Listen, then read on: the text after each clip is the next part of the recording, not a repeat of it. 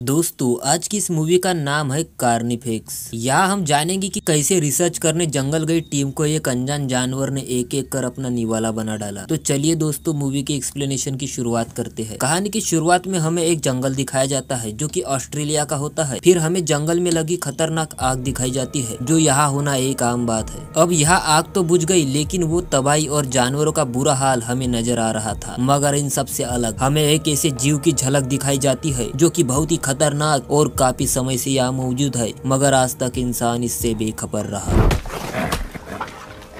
और दोस्तों यहाँ से कहानी का सीन शिफ्ट होता है और हमें दिखाए जाते हैं इस कहानी के मेन कैरेक्टर। तो सबसे पहले हमें एक खूबसूरत हसीना दिखाई जाती है जिसका नाम क्लेयर होता है। क्लेयर पेशे से एक वीडियोग्राफर थी यानी न्यूज चैनल वाली, और कुछ महीने पहले ही यहाँ के जंगलों में आग लगी थी जिससे बहुत तबाही हुई। कहती है कि आग लगने से 100 से भी ज्यादा जानवरों की प्रजातियां खतरे में है। यहाँ हमें क्लेयर के साथ और एक लड़की दिखाई जाती है जिसका नाम ग्रेस होता है। ग्रेस एक एनिमल गार्ड है, यानी क्लेयर और ग्रेस का मकसद एक ही है, जानवर की मदद करना और उनके बारे में जानकारी जुटाना। वो दोनों यहाँ बातें कर रही थी कि अगर हमने एक प्रजाति को भी विलुप्त होने से बचा लिया तो ये बहुत बड़ी बात होगी। लेकिन उन्हें क्या पता कि जंगल में उन्हीं का नामो निशान मिट जाएगा। कुछ देर बाद वहाँ एक लड़का आता है जिसका नाम बेन होता है और ये भी जानवरों पर रिसर्च करने आया था। अब ये सब मिलकर आपस में बातें करने लगते हैं और यही ये तीनों मिलकर प्लान बनाते हैं कि जंगल जाकर नई नई प्रजातियों को एक्सप्लोर किया जाए और उनके बारे में जानकारी जुटाई जाए। ये तीनों अब जंगल जाने की तैयारियों में लग जाते हैं। वो अपना सारा सामान, सारे इक्विपमेंट लेकर जंगल की ओर जाने लगते हैं। जाने से पहले क्लेयर यहाँ के पार्क रेंजर से मिलती है और उससे जंगल के बारे में जानकारी इकट्ठा करती है। इस पार्क रेंजर का नाम मेट होता है। वो बताता है कि हमें यहाँ काफी मुसीबतों का सामना करना पड़ता है, कभी आग तो कभी इलीगल शिकार। इन सब मुसीबतों को सॉल्व करने की वो बातें कर रहा था। अब वो वक्त आ जाता है। क्लेयर, ग्रेस और बेन निकल पड़ते हैं जंगल की ओर। जंगल में नेटवर्क नहीं होता, इसलिए उनके पास कांटेक्ट के लिए एक ही रेडियो था और वो सिर्फ पार्क रेंजर मेट से ही कांटेक्ट कर सकेंगे। अब मेट की पूरी जिम्मेदारी बनती है कि वो तीनों की सुरक्षा का ख्याल रखे क्योंकि जंगल में कुछ भी हो सकता है। अब तीनों गाड़ी में बैठे थे और सफर के दौरान इनमें कुछ बातें होती है। सब अपना जंगल जाने का मकसद बताते हैं। ग्रेस के आने का मकसद जानवरों को रेस्क्यू करने का था। क्लेयर का भी कुछ इसी तरह का था, वो भी बेजुबान जानवरों की मदद करना चाहती थी। लेकिन बेन के आने का मकसद कुछ अलग था। वो कहता है कि बहुत से जानवर ऐसे हैं जो इंसानों ने आज तक डिस्कवर नहीं किए। बेन की ख्वाहिश है कि वो किसी नई प्रजातियों को खोजे, उसे एक्सप्लोर करे और उस प्रजाति को अपना नाम दे। अब ये सब जंगल पहुँचते हैं। जंगल पहुँचने पर ये सब अपने काम पर लग जाते हैं। वो पेड़ों पर कुछ ऐसे कैमरास लगाते हैं जो जानवरों की तस्वीरों के साथ साथ उनके बॉडी हीट को भी डिटेक्ट कर सके। काम कंप्लीट करने के बाद अब वो रात में रहने के लिए कैंप लगाना स्टार्ट करते हैं और यहाँ से सीन शिफ्ट होता है एक शिकारी पर। वो रात के वक्त एक हिरन का शिकार करता है। उसके पास एक डॉग भी था। शिकार कर वो उस हिरन के मांस का बड़े ही चाव से लुत्फ उठा रहा था। तभी अचानक से उसे एक आवाज सुनाई दी। वो पीछे मुड़कर देखता है। ये शिकारी जंगल से अच्छी तरह से वाकिफ था। उसने आज से पहले ऐसी डरावनी आवाज कभी नहीं सुनी थी। वो फौरन अपनी बंदूक लोड करता है और आवाज की ओर बढ़ता है। तभी उसका डॉग भी गायब हो जाता है और तभी शिकारी पर एक जोरदार हमला होता है। एक अजीब सा जीव शिकारी पर कूद पड़ता है और शिकारी खुद शिकार बन जाता है। दूसरी तरफ हम क्लियर, ग्रेस और बेन को देखते हैं जो कि रात के वक्त जंगली जानवरों को एक्सप्लोर करने निकले थे। तभी एकदम से क्लियर को एक पेड़ पर एक जानवर की झलक दिखाई देती है, लेकिन वो उसे ठीक से देख नहीं पाती। आगे उन्हें नॉर्मल एनिमल्स और बर्ड्स दिखते हैं। फिर वो लोग वही आग जला देते हैं और बैठकर बातें करने लगते हैं। कुछ देर बातें करने के बाद तीनों अपने अपने टेंट में जाकर सो जाते हैं। जंगली जानवरों की आवाज से क्लियर को डर लगता है और वो बेन के तंबू में जाकर बम्बू गाड़ देती है। फिर सुबह होती है और ये लोग उन कैमरा को चेक करते हैं जो उन्होंने जंगल में लगाए थे। फोटो चेक करने पर उन्हें कुछ खास नहीं मिलता, इसलिए जंगल में और अंदर जाने का डिसाइड करते हैं। जाते वक्त रास्ते में एक कटा पेड़ भी आ जाता है, मगर बेन पूरी तैयारी के साथ आया था। जैसे जैसे वो जंगल में जा रहे थे बेन को एक अजीब सा डर लग रहा था। फिर एक महीने पहले इन लोगों ने जो कैमरा लगाए थे, बेन उन्हें चेक करता है और उन्हें वहाँ एक कंगारू दिखता है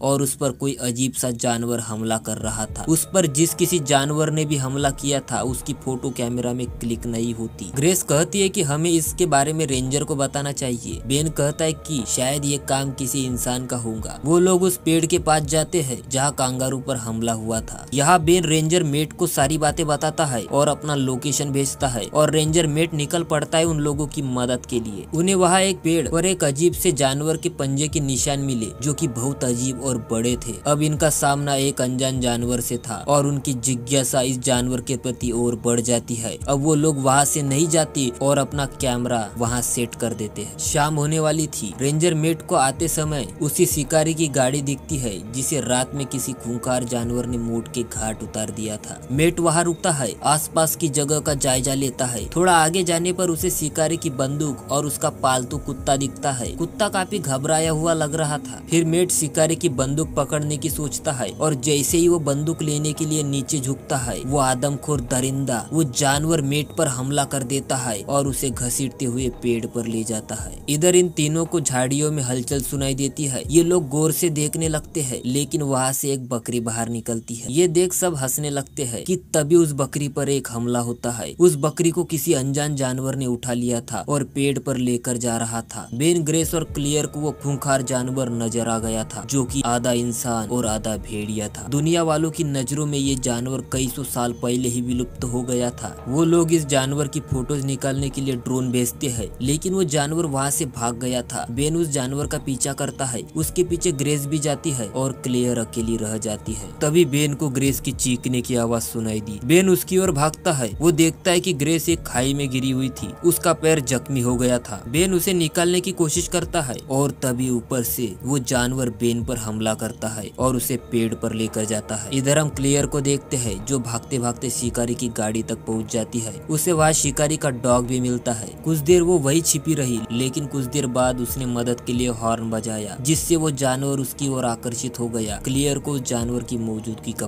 पता था, इसलिए वो कुछ देर गाड़ी में ही छुपी रही। इधर बेन को होश आता है और वो एक पेड़ पर था और काफी जख्मी भी। वो नीचे उतरने की कोशिश करता है, मगर वो पेड़ से नीचे गिर जाता है और खून को सूंघते हुए वो जानवर भी वहाँ आ जाता है और बेन का चैप्टर यही क्लोज कर देता है। इधर क्लियर को लगने लगा था कि शायद वो जानवर अब चला गया है और वो गाड़ी से बाहर निकलती है और जंगल की ओर भागने लगती है। तभी क्लेवर को ग्रेस मिल जाती है और वो दोनों फौरन गाड़ी में जाकर बैठते हैं और गाड़ी को स्टार्ट करते हैं। डर के मारे वो रास्ता भटक जाते हैं और उल्टा जंगल की ओर बढ़ने लगते हैं। तभी अचानक उनकी गाड़ी खाई में गिर जाती है और वो खूंखार जानवर क्लेवर को मारने आता है, लेकिन फ्लैश लाइट से क्लेवर खुद को बचा लेती है, लेकिन ज्यादा देर तक नहीं। अब वो जानवर क्लेवर को ले जाने लगता है कि तभी ग्रेस को उस शिकारी की बंदूक मिलती है। ग्रेस जानवर पर गोली चलाती है और जानवर क्लेवर को छोड़ देता है, लेकिन अब वो जानवर दोबारा हमला करने वाला था और एक ही गोली बची हुई थी। वो शूट करती है, लेकिन गोली जानवर को नहीं लगती। हालांकि जानवर अब वहाँ से भाग जाता है और सुबह हो जाती है। क्लेवर और ग्रेस एक दूसरे को सहारा देकर वहाँ से जाने लगते हैं। रात होने से पहले उन्हें जंगल पार करना है,